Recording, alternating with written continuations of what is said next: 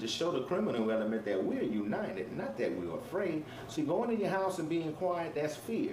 Coming together, that shows that we're tied. That shows that we are united. Why are we afraid to come together? You know, I'm not saying come have dinner with me. I'm just saying stand with me on the things that are affecting your neighborhood and mine. We need to show the criminal element that we're united, not that we're afraid.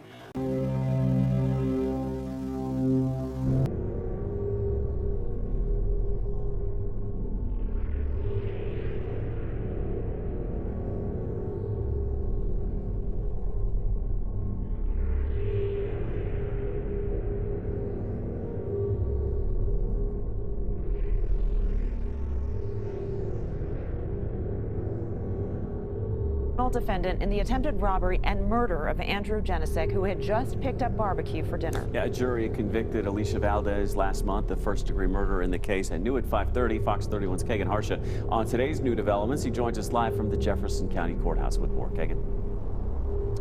Yeah, life in prison without the possibility of parole. That was the sentence handed down today to Alicia Valdez. The 21-year-old helped murder a man, Andrew Jenisek, as he was simply walking into an Edgewater barbecue restaurant to pick up dinner for his girlfriend. Now, we want to show you a couple of photos. This was the most disturbing shown in court today. Valdez smiling just moments after that murder, and then another one of her holding that murder weapon. Valdez did not pull the trigger on that gun that killed Andrew Jenisek, but she did help plan and orchestrate his murder. She and her now husband, I should point out, 21-year-old Devon Howard, and their friend, 20-year-old Caleb Vigil, bought a gun to try and make money by robbing innocent victims at gunpoint. And they were specifically looking for someone alone when they stumbled upon Jenisek that night of April 5th. Witnesses testified to seeing the trio shortly after that murder, celebrating and laughing about what they'd done.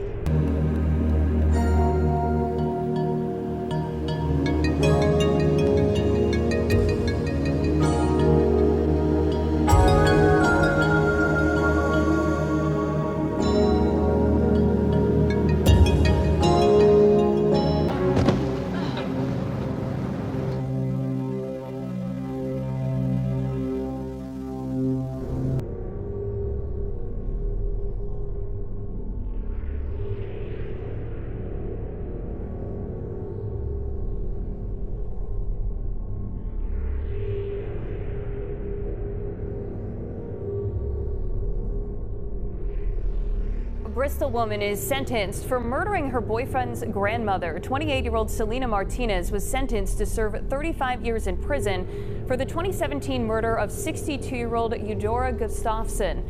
Last month, Martinez entered a guilty plea to numerous charges, including second-degree murder, conspiracy to commit murder, and receiving stolen goods in connection to the crime.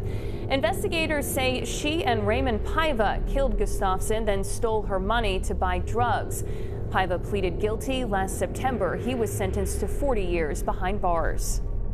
In the quaint town of Bristol, where cobblestone streets gracefully twist through historic neighborhoods, and whispers of old maritime tales linger in the salty air, a sinister plot unfolded, casting a shadow over the idyllic landscape.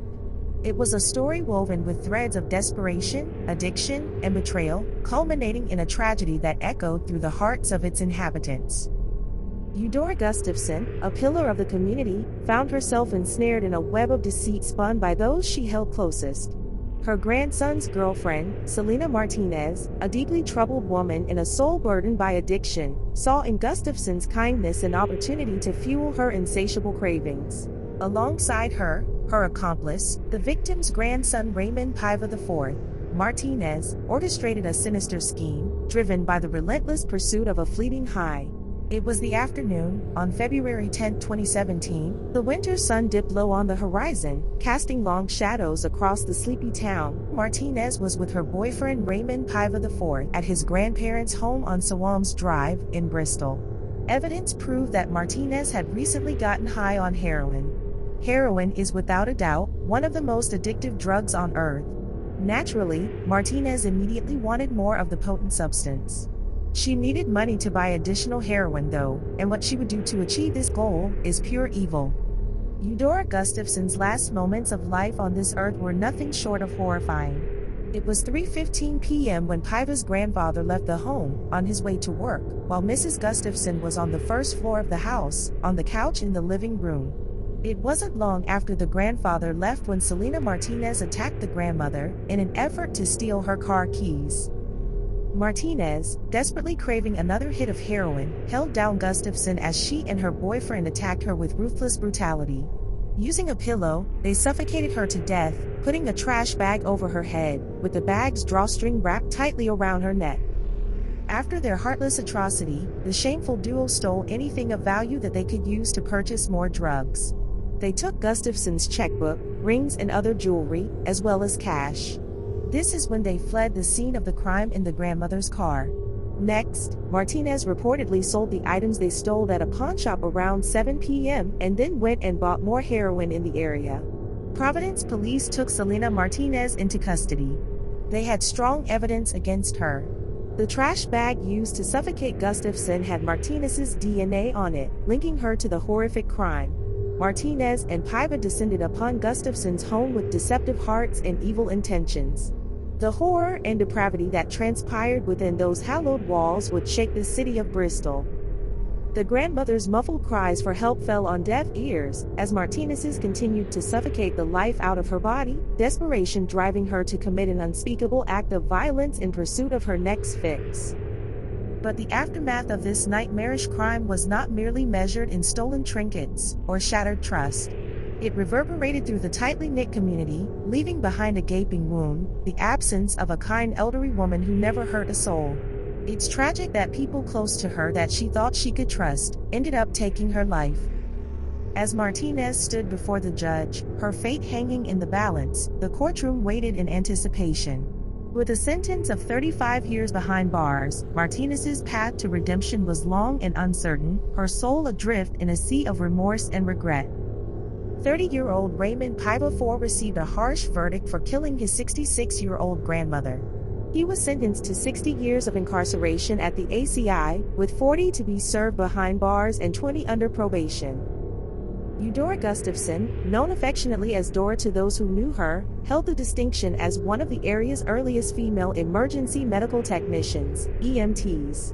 Doing for others was a big part of who she was, a woman with a heart of gold who lived her life in the noble pursuit of caregiving. She donned the mantle of a certified nursing assistant and always extended a helping hand to anyone in need. But fate unveiled a new chapter in Dora's narrative in the year 1996. A diagnosis of fibromyalgia cast a shadow over her once boundless vitality, slowing her steps but never dampening her resolve. Despite the constraints imposed by her condition, she persisted, truly embodying the ethos of selflessness and service. Mark Gustafson, her devoted husband and confidant, reminisced fondly of her enduring grace and boundless generosity. She was always a forgiving person, always there for you no matter who you were, he recounted, his words tinged with both sorrow and admiration. Tragedy, however, lurked in the shadows of their idyllic existence, manifesting in the most harrowing of forms. It was on that Friday evening, Mark came home from work. He was worried, because he had been calling Udora, but she would not answer the phone. His worst fears were realized as he crossed the threshold of their abode, greeted by the chilling sight of Dora. She was deceased, the victim of an unspeakable act of betrayal, her light extinguished by the very people she sought to uplift.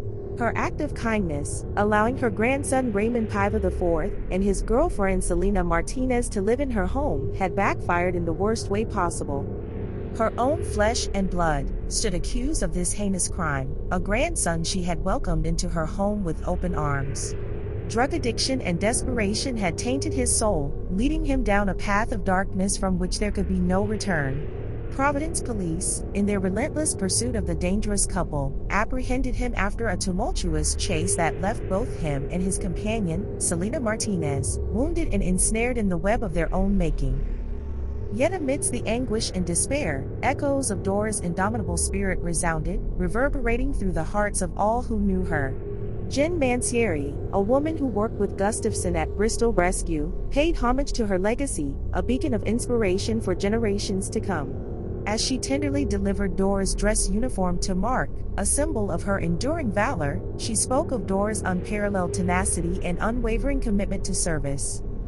In the quietude of Sawam's Drive, where Dora and Mark had carved out a sanctuary of love and compassion, her absence loomed large, a testament to the void left in the wake of her untimely departure.